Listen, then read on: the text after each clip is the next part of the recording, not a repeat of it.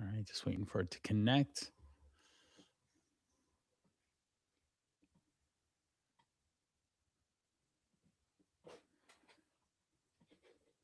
All right. Battle harder with Coach Rob Wheeler to the show.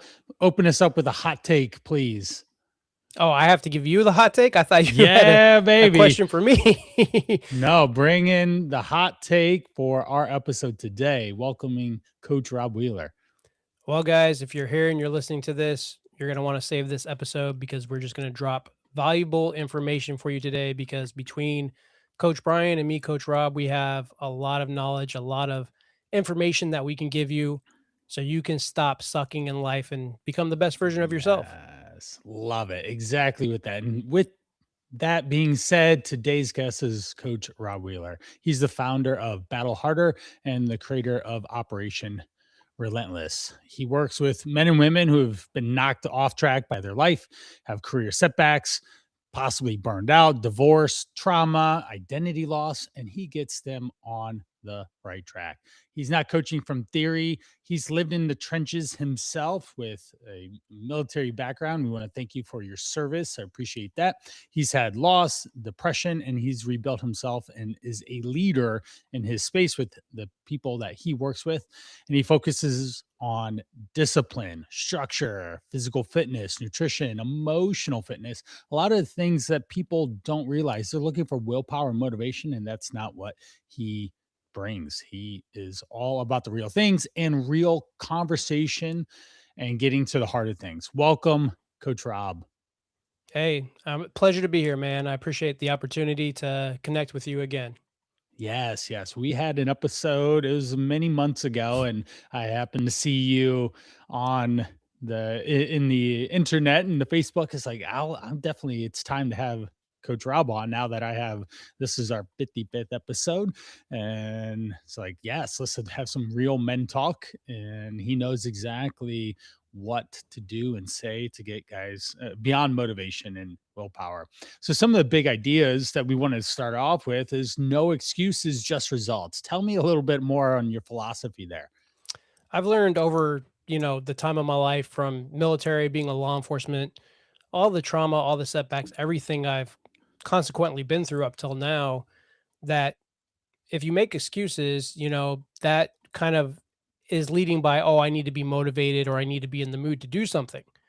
Well, we know that that typically doesn't work. And I like to tell people with my mental health issues, everything that I've gone through in life, if I relied on motivation, I wouldn't be here today. Nothing would get done. I would probably be severely overweight, have multiple injuries that I had to deal with from the military, would just be a miserable person just kind of, going through life on that autopilot. We don't want to do that. We want to have the best life possible. Mhm. You have to have discipline to do that. There's just no other way around it. And you choose, you had a real powerful saying that you get people, you choose which two paths, What do you mean? I stuck choose the hard I or always you choose move the hard path. forward. So, Exactly. You're either choosing that you're being stuck or that you're moving forward, that you are going through the hard and of itself. yeah, So, definitely. That I didn't coin that phrase. I wish I did. That was oh actually yeah. from Jocko Willink, a very Yes. well-known Navy SEAL. Right. And just to like break it down briefly, the choose your heart is you have to think of which hard path you want, right? As far as like your health is concerned, your overall health. Do you want to choose the heart of eating healthy, working out, uh, you know, improving your cognitive function by reading books and doing those things to have the best life? Or do you want to choose the heart of going through surgery, being sick all the time, feeling, miserable all the time? So each path is hard, but you want to choose the hard that's going to improve your life. Yes. Jocko says good.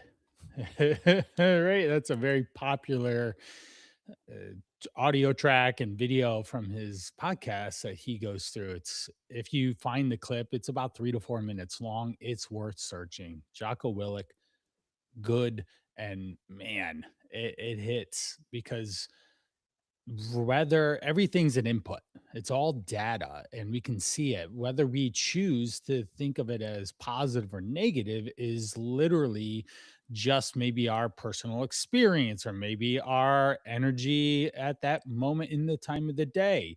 Maybe it's right now it's raining outside and I could take any type of data and have a little bit more of a frown on my face because it's not sunshine and rainbows out or something.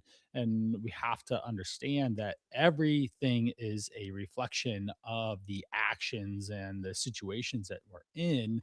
And you have a choice to choose the hard or choose the I'm going to face this situation and improve upon it, or get stuck. And stuck is a terrible place to be in. Well, one of the books that I read to my daughter still, I've read to all my kids, the guys, three, especially if you have younger kids, three stories a night. Oh, it is a gold mine to not only spend time with your kids, but you actually teach and educate them and around words and language and all that stuff. So it's a very valuable thing. My wife got me hooked on that and we've been doing it. So I still read to my daughter, and oh, the places you will go, good old Dr. Seuss, and he has the waiting place. It's the worst place in the world is just to wait. Now, I know that we had a pre-interview and we are talking about why waiting keeps men frozen, and why action creates clarity in the direction that they need to do to choose that hard. Let's expand on that. Rob, what do you see when people come to you in a stuck position? What are the situations or the environmental type things that keep them just waiting? So yeah, with anybody that comes to my path that's typically stuck, I've realized through research, through everything I've been through, through what I do with other people, they're either missing my three pillars that I talk about a lot: fitness, mindset, or discipline. And when someone's stuck, they're typically either missing just one of those components, or it could be a combination of two, or actually all three. And Mhm. society and people will dictate, like, for instance, let's say I want to start a business. Oh, it's not the right time. Like everything with Right. what we want to do is a cop out, right? It's not the right time. I can't do it right now. And then you start going down that spiral of giving those excuses to give you that out so you don't have to do the thing. But I truly believe in no risk, no reward. If you want to do Mhm. something, time is definitely not finite. Like, it is counting down super quick. You have to Every jump minute. in, you have to jump all in, and you can make those micro adjustments along the way so you don't completely fall on your face and fail. But without action, you can't do anything at all. No, you definitely, action is the key to motivation. Action is the key to willpower. Because I always say those are two knuckleheads that'll never show up when you need them the most. Exactly. And being stuck will keep you in this waiting game for, oh, I'm going to wait to be motivated, or I'm going to wait till January to start New Year's resolution, and we're recording this on the 14th. Well, guess what, you're already in that time frame of quitting your New Year's resolution, and that's not going to move you forward. Now, for you, Rob, what area do you find that people are most stuck when they show up? Is it fitness, nutrition, or discipline, or Well, mindset? and that's the thing. When I created what I created with the fitness mindset discipline, they all go hand in hand. And there's a Yep. reason why fitness is the first pillar, because in my opinion, that is the most paramount. Yep. Because I need people to understand that when I talk about fitness, as we talked about in our pre-interview, I mean the totality of everything: how we eat, how we think of ourselves, how we feel about ourselves, if we have any spiritual or faith that we need to handle, our relationships with our family, our kids, etc. And then, of course, the actual physicality of doing some form of activity, eating healthy. And that's usually where people give up the most, because Right. it goes into, once again, that excuse perspective of, oh, I just don't have time. I don't have time. And I always go to there's, I don't know who said it, but a lot of people say all the time, we all have the same 24 hours in a day. Mm-hmm. It's up to you to decide how you're going to spend that time and where you're going to put that time. And even to the point where a lot of high performers and a lot of the people I deal with, They're burnt out because they gave their life to work, right? They gave their life to Yes. that job, they gave their I life to making that money. see that a lot. And then what happens? Your marriage starts to fail. The kids start to see you less. You're stressed out because that leader, or if you are the leader, you feel like everything's up to you. And while I Yes. don't believe there is a life work balance, you have to put the importance on what matters most, and that's going to be your family, Right. your marriage, your kids, and your overall well-being. Why are you going to give all your time and effort to a company that's making money off of you and what you do, just so you can not put that time into your family, your kids, and the things that you want to do to keep you Right. grounded and happy? Right. I think fitness is probably the easiest, lowest hanging fruit here too. We start to carve out time that you need to move your body that you hadn't been doing the last 5, 10, or longer years. And when you take that time to move your body, whether it's simple as walking or getting into the gym or getting into a group exercise class or a personal trainer or uh, go for a hike, a ruck, well, whatever, then that allows you to start with the habits and behaviors of following through on that too. And just trusting yourself to follow through and do the things that you said you're going to do is so important. So it can start off with, hey, we're going to walk or move our body in this given time chunk of the day, which then gives you endorphins and you start feeling better and you might lose some weight and tighten tone up. And that gives you a sense of empowerment. And then we can start working on some of these other things, say the nutrition next, or say the discipline and the mindset piece, because you took the first step, and getting someone to move gets that in the right direction. I see it oftentimes for anyone that I work with. Can you walk more than you did last week? Can you drink more water than you did last week? Can you sleep 10 more minutes longer than you did last week? We start with these micro decisions and behaviors to be able to start grabbing attention. And you get it just as much as I. The guys that I work with are high performers. They are driven people. We don't need to do that. We just need to get them out of their own way and give them actionable strategies that make sense in their everyday life. What's one tip or strategy that you use to get guys moving in the fitness direction? Do you give them a program? Do you just get them to move more? Or is like how do you get them that internal energy that they need to start doing bigger things? Well, I mean, obviously, we know that each client is individual to Of their needs and course. what they want. So, yes, I mean, I definitely can write fitness programs, nutritional programs. But like you said, so I think people get lost in a lot of information, right? We have so much Yes. information, we overcomplicate everything. And that kind of Yes. creates another barrier to Guilty entry of, as right, I don't want to charged. do this because I Right. went down this rabbit hole of no, CrossFit's better, no, strength and conditioning's better, no, running's Right. better. And I always start from a baseline perspective of what is it that you can see yourself doing that you'll actually enjoy. So Yes. Yep. if it's walking, if it's swimming, biking, I like to lift heavy weights. I'm a strength and conditioning guy. That's what I do.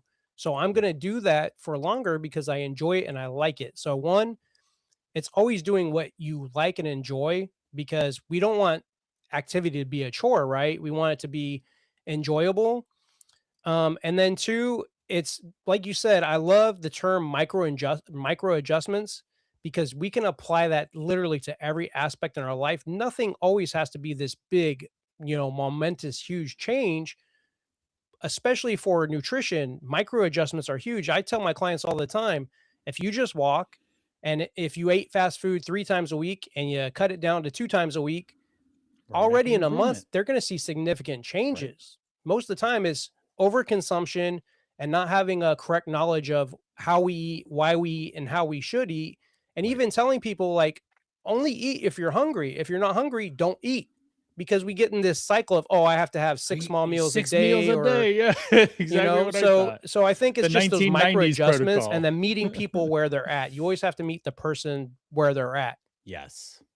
1,000%. Yeah, because you could give them I remember back in the day, I'd write out 12-week programs, and then 7 days in, something happened or whatever reason, and then nothing became of it, and that was disheartening because you just spent so much time writing this 12-week program for them to do.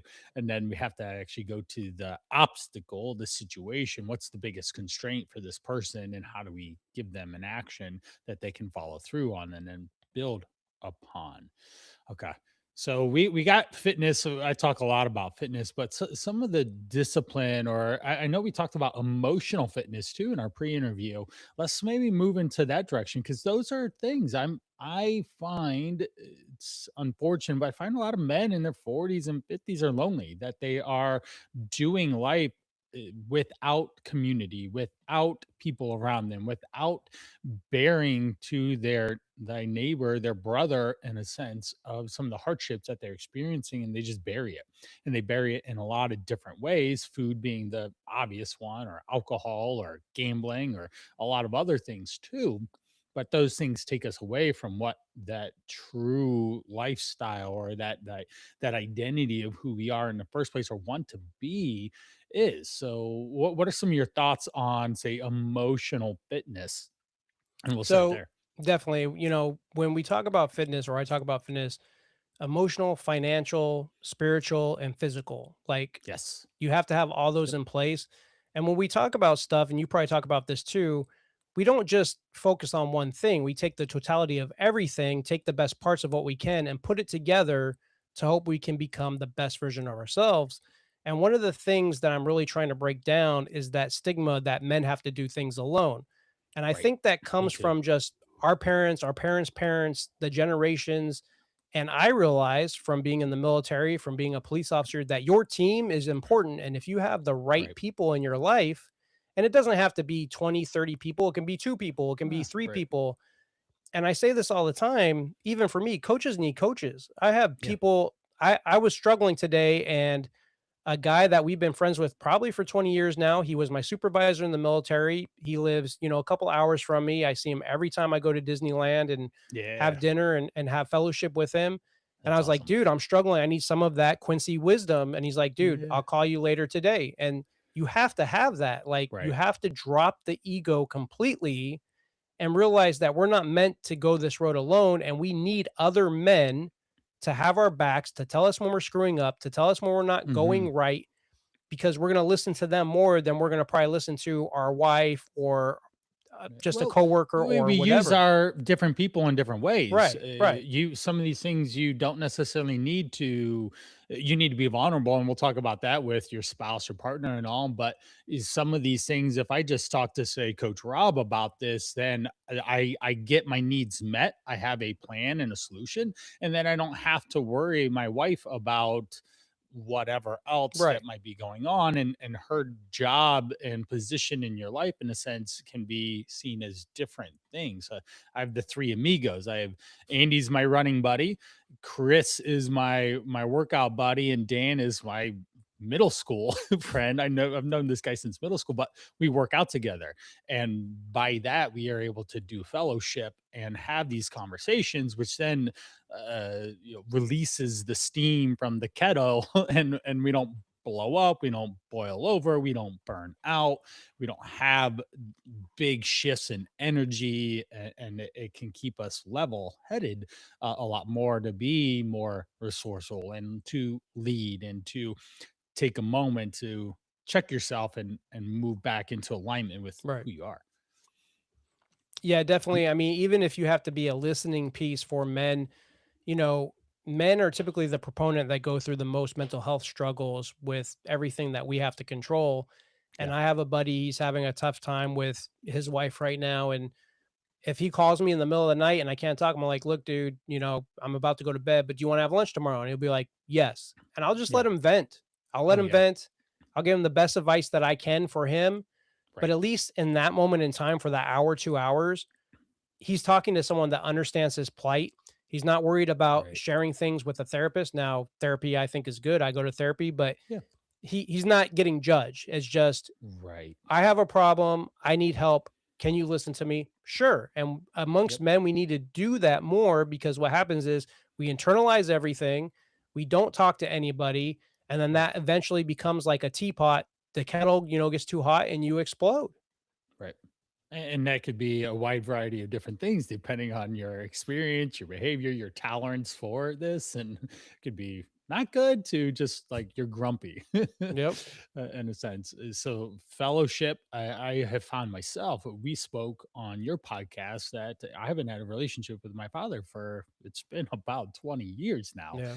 that I just haven't talked to him. Just I don't know why. And I tried after I shared about my Tony Robbins experience on your show, and I got done with the Tony Robbins event, and I felt compelled to reach out to him, and it just was a very surface level conversation, unfortunately. Which then it's like, oh, okay, I guess the TV was on too long. He needs to get back to his programs or something. Like, all right, we'll catch you whatever. And so I have been. I'm self-employed. I am a father of 4 kids. I have a lot of responsibilities, and I don't have any time for other things because there's a significant time cost. So I either do this or I do that, and those are huge things that I've seen in a lot of guys, and they just don't do health at all because they're too busy doing this or that, and health just isn't in the priority list. And so finding these guys and connecting with them is very important, and we do it in for me, it's the best time to meet is exercise. So that what else are we gonna do? Like we're not gonna go to the bar and have a drink. Sure, we can go do some things. Like I've gone to sports games or gone hang out at a concert or different things like that. But that ends up being our time that we can maximize together. So And now, there's something, and just yeah. to go into that, so, and I'll give you this segues into a perfect story. Mhm. One of my best friends, we lost contact with each other, and we both thought the wrong thing why we lost contact with Ah, each other because we weren't communicating, right? He right, was going through his stuff, I was going through my thing. He right. perceived something, I perceived something. But one of the things is we always worked out together. He was helping me when I own my gym. He's always been like my partner in crime, right? Yeah, And I had to make a decision in my life as a man. I'm like, look, I don't want to lose my friendship with this guy because right, we've had a great relationship. We don't really argue. Like we help each other, we talk to each right. other. He's more like a brother or a family member than a friend. So I reached out. We, fixed what was going on between us, which was simple miscommunication. My fitness gains and my gym time has been so much better because we keep each other accountable. And Yes. it even gets to the point in our text messages where he might be like, "Hey, I don't feel like going," or I might be, "I don't feel like going." He's like, "Let's just go get it done." And once we're Yeah. in there, we're pushing each other, and Yep. we're talking, and we're talking about our problems, and it's kind of like a therapy session Yeah. for dudes who like to exercise. So I think it's definitely a good thing if you can have another man to do some form of activity with you. Definitely, definitely. And I want to point out a venting session, but ultimately, especially you being a coach and I being a coach, you are allowing the person to express themselves in a way that they can't around. You have a safe space, a safe container in which they can do it, which then allows them to facilitate, okay, this is the problem, and then they can start to create their own solutions. Your job isn't to actually give them the solution. Your job is to ask the right Right. questions to get them to then be able to facilitate and become resourceful to find the answers that they need in their situation because you only have this tiny a 15-30 minute vent session on what is the reality of what actually is going on and whether they share a lot or not, that you only have a sliver, so you can't actually give the a definitive thing. You can offer strategies and potential solutions, but you're ultimately allowing them to open up and find those answers. Okay, and what's the next thing that you need to do then? That's a powerful conversation. What moves you in the direction where you want it to go? It's a powerful question to be able to ask them to then get them to have those insights, and then the pressure relieves. They have an action plan. They can then follow up with accountability from you to say, hey, I'm going to do this thing, and this is what I hope to accomplish with it. And then next time you're going to talk about it, right? Definitely. It'll come up. One of my workout buddies, he's going through a very challenging season of his life. Unfortunately, his father-in-law passed away, Oh his wow. wife's father. So there's that happened in the Christmas arena time season. So very challenging there. Then he's also bringing on a new sales guy He owns a company. He has 4 kids and he's got 11 employees, which I guess you could call them kids too. So this guy's got a significant amount of responsibility and he's bringing a new guy on during the season. And so we actually haven't been able to meet up, but I still text him and still keep tabs on him to make sure that he's still good. I actually dropped food off of it at his house the other day, just as I just, hey, this is an easy thing you do. Here's a meal you can put in the oven. You don't have to do a lot of effort, energy with. And I got some whipped cream for you too, for the strawberries and whipped cream at the end for a fun dessert that's healthy and not just a bunch of garbage that you don't want to give your daughters and your sons and stuff. So it's a simple act, but that with keeping him just in mind that he has a release. He gave me a hug. He's like, ah, you didn't have to. He's like, well, tough. I'm leaving it here. I'm not taking it home with me. You're stuck with this food for at least one meal to help you in this time and stuff. And I think you bring up a really valid point on that. Sometimes for men, you don't realize this. Sometimes all it takes is a text message, Hmm. just a, hey, bro, are you good? So at least they Yeah. know that, okay, Coach Rob is here for me because I may not be talking to him, but he at least has the decency to say, are you okay? Right. And I Right. go to even the point of telling my friends, my close friends that, may be hurt or struggling or suffering. I don't care what time of the day it is. If you need to talk to me, talk to me. We'll Right. figure it out. I have your back. And if you don't need any help, just know I'm here, in the wings waiting for when you do need me. And a lot of times that's helped guys that I've been friends with be like, you know what, I really needed to hear that right now, or I really needed Right. that. And Right. that's that accountability that we need to have with other men in our lives. Right. Speaking of that, pause this episode right now. Text someone that you can that you feel might need a little encouragement or help or just a touch point so that you guys can reconnect and do something fun together. It doesn't have to be on the sad part of thing. It could be on the fun, exciting part. Like, hey, we haven't done something in a while. Let's plan an activity to go do that's gonna be fun. That'd be fun too, right? Yeah, definitely. Now, I mean, texting someone takes what, a second? yep.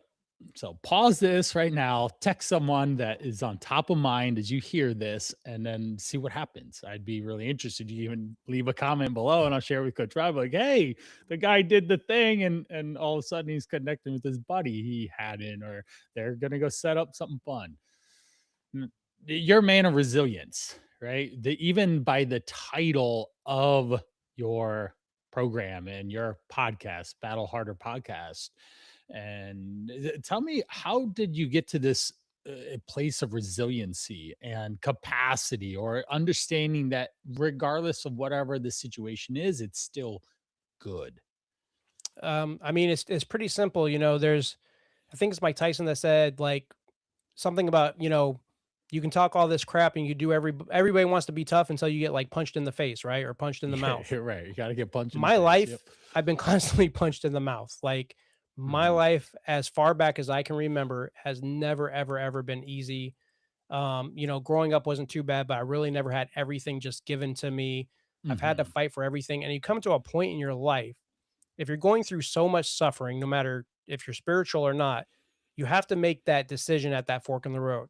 Do I just give up and just don't care anymore and just quit and let everything go to heck? Or do I Hmm. keep going, keep fighting no matter what? And I think as far as resilience is concerned, when people like me have been drugged through the mud so long, instead of saying why me, you say try me. And you start looking at Yeah. things. You still have bad days. Things still aren't easy, Yeah, you're always but you're going to. able to look at things a little more clearly and say, okay, I've been through worse. I can deal with that. And that's the ultimate key for resilience is not letting trauma, not letting depression, not letting triggers, generational curses define who you are. Because at the end of the day, even with me having mental health issues, even with me being told I have a chemical brain imbalance, I don't use that as an excuse. I don't use that as, well, I guess I can't work out and I can't be a productive member of society and I have to live off, Mhm. government substance. And no, I can still be the person I want to be. I may have to fight a little more, but choose your heart. What's the other option? Fight Right, and maybe have a amazing purposeful life and have more good days than right. bad, or just give up and never know what you could become or what you could do or what could Right. happen.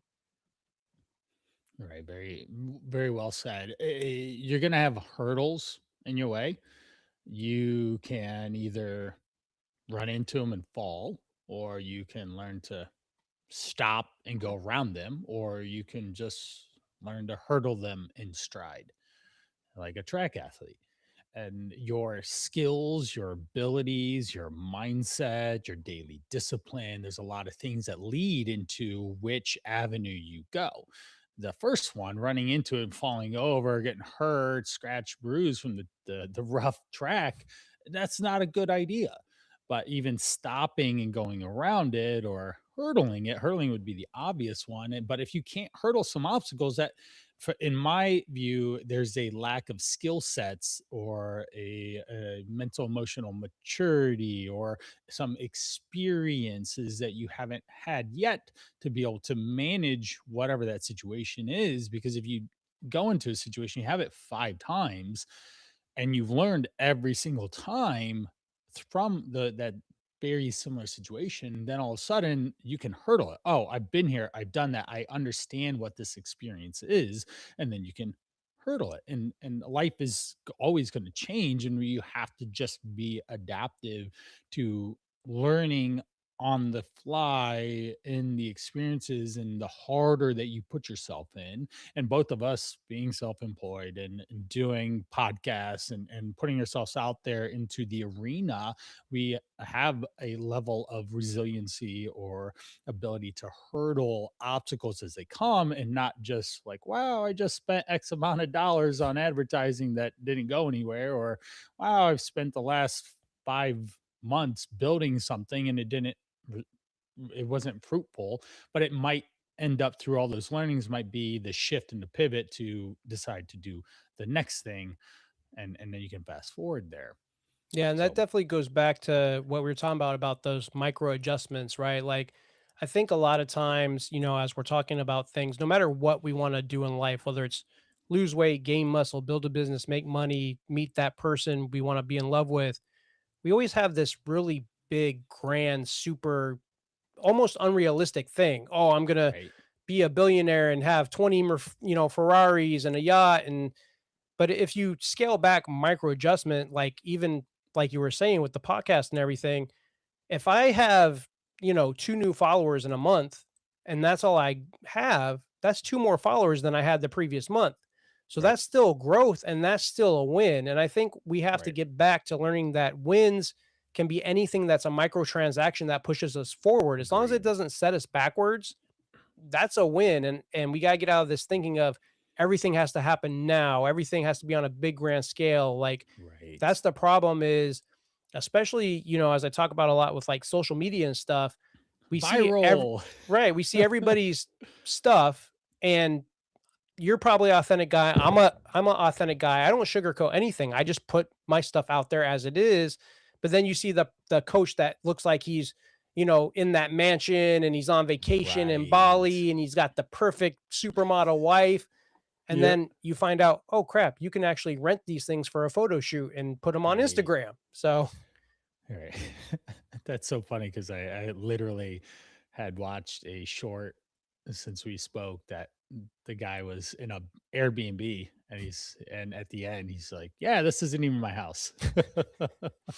And he was playing to that lifestyle in a sense. And yes, there's a lens that people are sharing themselves through. And going back to the hurdles and the obstacles, and understanding is try me instead of why me. That's a different lens in which you are able to look at because of the experiences that you've had in your life. Is there one that you've triumphed over, that has put you in a better place to share and connect with a guy? I'll share one too.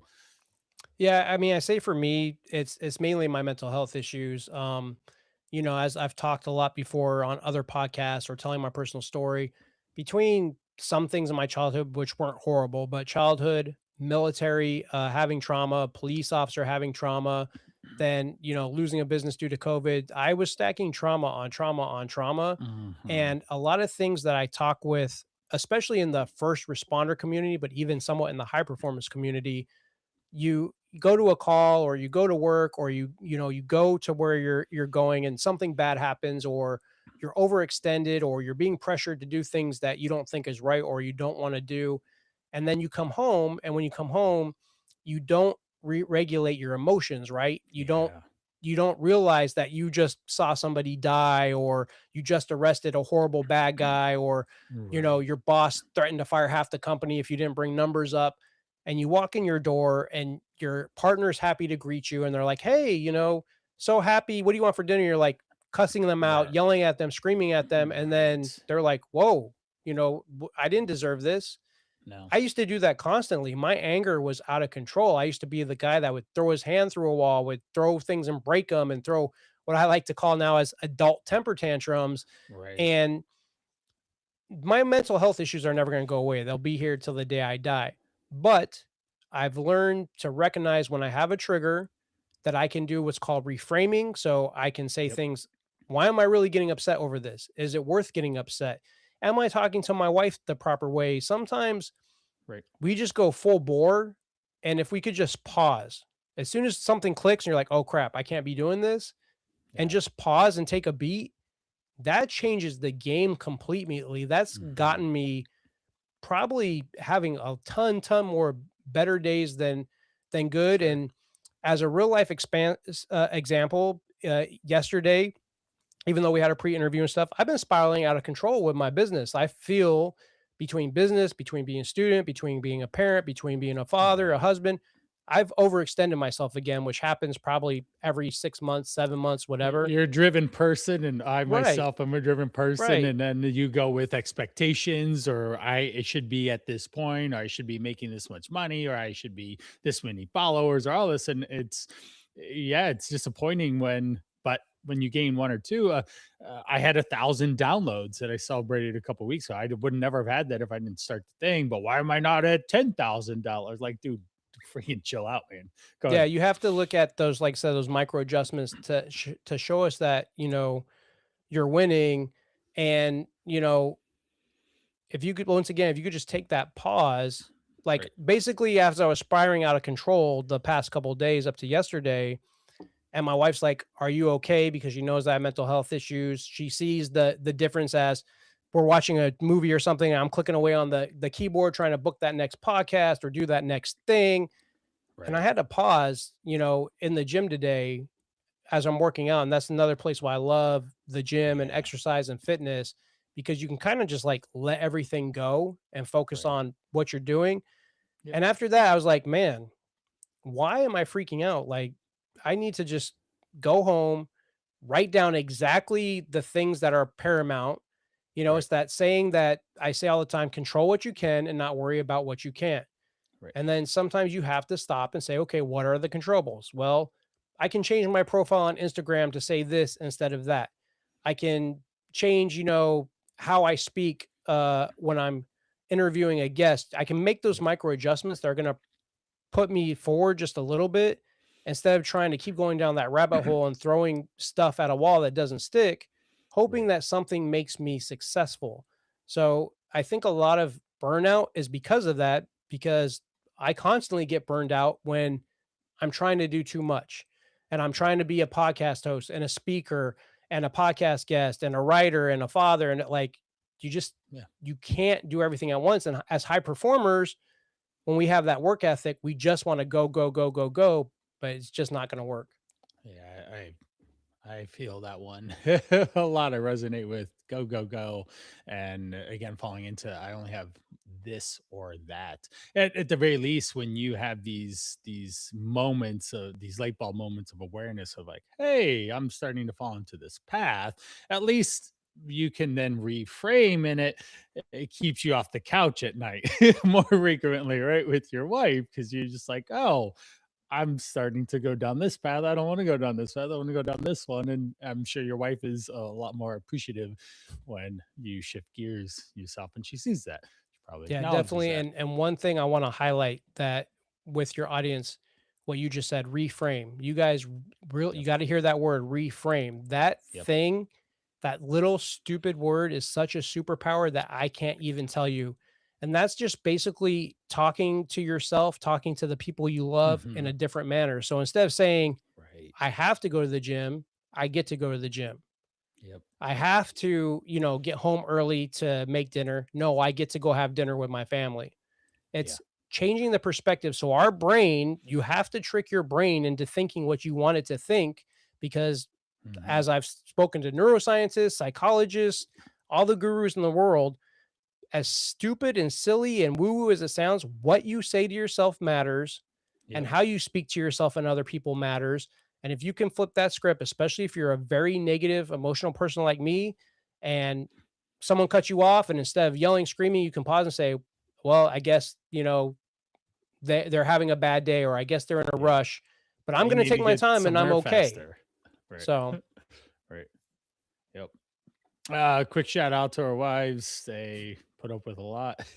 So, mine probably and more than most. so appreciate them for sure. Now, what are some of your priorities in life? For me, I identify with a strong provider role. I am a leader. I make money. I provide for my family. I show up to their events, activities, and I get things done. Like uh, that's my identity, and family is super important to me. And so is being successful in my career, and I have to balance those. There's no work life balance, but it is prioritizing things at different times. So for Definitely. you, what are your identity? How do you see yourself and all? Well, I had a interview with a guy my last episode, and he's a veteran who basically went from donating plasma, losing Oh, everything I he saw that. had, to building like a $10 million business, right? Hmm. And one thing that he said to me that really resonated with me, he's like, "What are your core values?" Right. And as I looked into that, my core values has always been what the Navy core values are, and that's honor, courage, commitment. So Right. I always try to have the honor to always do the right thing, the courage to stand up what I believe in, and the commitment to see my goal, my family, the things that I want to accomplish become real and become successful. And I think most men in our arena, like you and me, we try to follow that, which I guess today would be old school kind of thinking, that a man is a protector. You're going to protect your family at the cost of your life because you love them. You're going to Right. provide for them. And I want men who are listening to this to hear this very clearly. While financial stability is important, and if you can provide that money for your wife is important, if you're in a season where you can't, but you're doing other things like making sure, dinner's cooked, cleaning the house, picking up the kids, easing, if your wife's making all the money while you're trying to figure things out and you're easing her burden, that's still providing. It doesn't have Yes. to always be 100% Yes. financial. You just has to Right. step up Huge. as a man so your wife knows that you love her, or partner, and that knows that you're there and you're committed to helping them be better. Because the point of a healthy, happy marriage, and I learned this after losing a marriage of 18 years, is it's not about what you can get out of the marriage, it's about what you can give to the other person. And Huge. if I'm giving my partner as much as I can and they're giving me as much as they can with no expectations, you have an amazing relationship. Yeah. That's you hear that, guys? We have to focus on giving. Yeah, that's where you get. When you give, you get. And even if you want to say that into the lens of financial success. When you give, even Rob was saying, "Hey, I don't gatekeep information," and that's right. That's the right thing to do, is because if I can help you with a piece of information and moves you forward, then there's more know, like, and trust. And if you know, like, and trust someone, then you're more likely to do business with them in a sense, if that is the offer and the exchange. And so being able to give to be able to receive is super important. I know if I give of myself and my people and the people in my bubble prosper from that wealth of information, then I will get what I want as well. I just have to watch my level of expectations along the way and not get stuck in viral mode. And why didn't my thing go a million views or something? Yeah, definitely. I like to say all the time that kindness is free, right? And, Yeah. we never know what somebody's going through. And it always amazes me in society this day and age. Why is it so hard to just like I always tell everybody, and the simplest, easiest things is what always works. Yeah. So, holding a Basics. door open for somebody. Yes. First one Um, that came to mind. Yesterday I had to go to UPS store and I had a bunch of packages in my house. And I asked the guy, I was like, he didn't see me. He's going in. I said, "Excuse me, can you please grab the door?" He grabbed the door. Thank you. I really appreciate it. We both help each other out. It Yep. didn't hurt our feelings. It didn't make us bad people. It didn't change the world. But that little act of kindness Right. made our day just a little bit better. At the same time, a guy was getting out of the car while I was trying to get in the car, and he's like, "Oh, I'm sorry, excuse me." I'm like, "Dude, it's not a problem. I'm not in a rush. Have a great day." And he kind of Yeah. looked at me like I was crazy. Like, it's like if you tell people, "Have a nice day," or "I Right. appreciate you," or "I love you," or "I hope you have an amazing," whatever. It's like this isn't even existent anymore. And I don't Right. understand it because it's the simplest, most Right. basic need we can give to people to help them have a good day or a better life at that moment in time. Right. Do unto others as you would like them to do unto you. The golden rule. That's honestly leave the other person in a better situation than when you found them. Those are two basic principles that I try and live by and help as the people that I come across. And it usually leaves me feeling better. Yep. Well, tell us about some of the things that you do. Operation Relentless, Battle Harder podcast. What are those things? What do they mean to you? How do they impact people? Well, sometimes, like as we discussed, I think I do too much, but my whole goal is I just want to create a movement or a place where people can realize that who they are, where they come from, and what they do doesn't define them. And if they want to have the life they want to live, there's just simple things that we have to do daily to have good habits over bad habits to Right. propel us forward in life. And that comes from operating, I don't want to say scarcity, but operating from a place of, like I said before, knowing that our time is very limited. Yes. So if our time is very limited, why are you going to pussyfoot around not doing what it is you want to do or not being who it is you want to be? Right. And even as parents, we have to get to a point that, like, let's say my son has a big goal of wanting to become an astronaut. And I want that for him because that's what he wants. And let's say he's 16 and he's like, "Dad, I'm set on becoming an astronaut." As a parent, it's my job to find out the information, to pour into him everything I can, to show him the support and help him go to that goal so he can potentially try out and be an astronaut. It's not for Right. me to say, "You can never do this. This is a stupid No. dream. Like, be Right. realistic." Like, no, we have one life. And that just reminded me, like, here's a crazy story. So, my Yeah. wife's a teacher. She teaches second grade. She is the Fun times. biggest animal lover known to man. I call her the Awesome. Latina Snow White because she wants to hug, kiss, hold, love every single creature, big and small. And Yeah. she loves, loves, loves dolphins. We've done a Yeah. couple swimming with dolphins. She did it before Yeah. we were married. There's a place in Key West, Florida called Theater of the Sea, and they will actually hire teachers to train dolphins over the summer. But there's rigorous requirements to make the cut. And because this is her dream, because this is on her bucket list, and because I'm the strength and conditioning athletic trainer guru, Right. I am training her. Now, Nice. I want to train her because I love her, but I don't want to train her because it takes up more of my time. But Right. this is her dream and it's a priority. And it Right. even came to the point of we're training in an outside pool right now in our community, but weather's been bad. I'm like, "Look, let's go join LA Fitness down the street.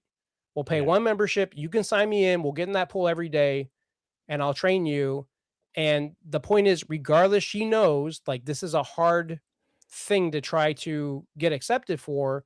Right. but she wants to give it her all and she wants to try. It's So I'm going to awesome. pour everything I can into her, make all the sacrifices I have to, so she can Right. attempt that and hopefully have a shot at coming close. Yeah, that's awesome. That's really cool. On a similar path for us, my wife loves to travel, and we've done all 50 states with all the kids. We have done multiple countries and continents. We're going to work on all seven as a Wow. family, which is a pretty ambitious goal and unique to say the least, with four kids too. But we're going to Machu Picchu in Nice. April, and there's training involved because there's altitude and mountains and climbing and all these things. And the same, similar setup is that I need to make sure that I'm blocking off time to walk my wife to make sure that she has the miles under her feet in a Yep. sense to be able to manage the altitude and the climbing, because I want her to have a really enjoyable experience while she's there, not just like, wow, I'm really out of shape and I can't breathe. We don't want that to be the memory. We're Right. like, oh my gosh, this is amazing, and have that effortlessness and such. So I resonate with that too. I got to find some time today. Even it's like, okay, when are we gonna walk? I figured this out too. I will walk with her and we'll walk our dog, but I also figured out with Chris being out with the busy season of his life that I'll have her walk right behind me as a treadmill, and then I'll work out. This is my barn that I'm in, and I'll work out while she walks. So I've been inviting her a lot. Hey, do you want to walk and work out? And then we'll find some time. So pretty cool. And that's, Excellent. that's a cool thing because typically the couples that can train together or do some form of activity together, even if it's just going out for a walk after dinner, Walk. tend to stay together and have better Yep. relationships. 1,000%. Walk and talk. I always joke with my guys, she wants to talk to you. You might as well get your steps in too. So invite her out on a walk. You'll burn some calories. She'll probably run away with the conversation. You can just walk and get your steps and acknowledge her and don't say anything, especially if she's the talker and you're the listener. Don't give her input because you will you'll sabotage yourself and the walking experience if you try and offer too much help or whatever. All right, excellent, excellent. Now, let's wrap up here. This has been awesome. Huge key takeaways of guys identifying that you might need some help and it's okay to reach out. Or maybe you need to be the one that reaches out to people, that you need to set time aside for yourself to be able to think clearly, to move your body, to take action in some way. That good is a verb that we want to attach to our life of whichever direction that it is. And there's so many other really exciting things that we talk about. I hope that you took something away from here. Rob, tell us about your mission, what you do with your clients, what your programs are, where they can listen to you on your podcast. Yeah, definitely. So typically I work with high performers that somewhere along the lines, whether it's between work, marriage, kids, they feel like they're about to lose control. And Yep. they know because they are high performers. They're like, hey, I'm not figuring something out. Something's not sticking and I need to change that. And that's once again where I come in and I look at their fitness, mindset, discipline, and no sugarcoating, 100% authentic, and go right in for either 6 months Right. or 1 year program to completely, fix their lives and get them to a point. Because we know if I do like a 30-day or 60-day training, it's not going to be enough time to get Right. them to rewire their habits, their brain, Agreed. their situation. So that 6 months and 12 months is very paramount. And that's through Operation Relentless, which can be found on my website, which is just battleharder.com. I don't know how I got lucky to have that domain name, but Yeah. It's a cool one. battleharder.com. You can find all the information. You can find the podcast there. The Battle Harder podcast does the same thing essentially. It gives you free information on my solo episodes that gives you help on how to communicate better, how to beat Right. imposter syndrome. But then the part that I love, like having Brian on my show, telling the real stories and showing you that we all go through the same stuff. We Right. just have a different way of handling it.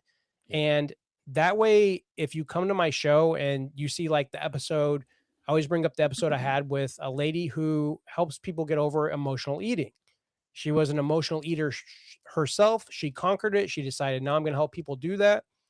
If you come to my show and that episode resonated with you, you can reach out to her and then you can talk to her. And then if Right. you want, you can work with her. So providing a storytelling, but a resource where people can find answers to, what's bugging them. And then that way that kind of provides of, well, I listened to this episode and no one was in my face telling me what to do. I didn't have to set up a therapy appointment. I didn't have to set up a counseling Right. appointment. I didn't have to ask anybody for advice, but this person told me exactly how I felt. They spoke to my heart.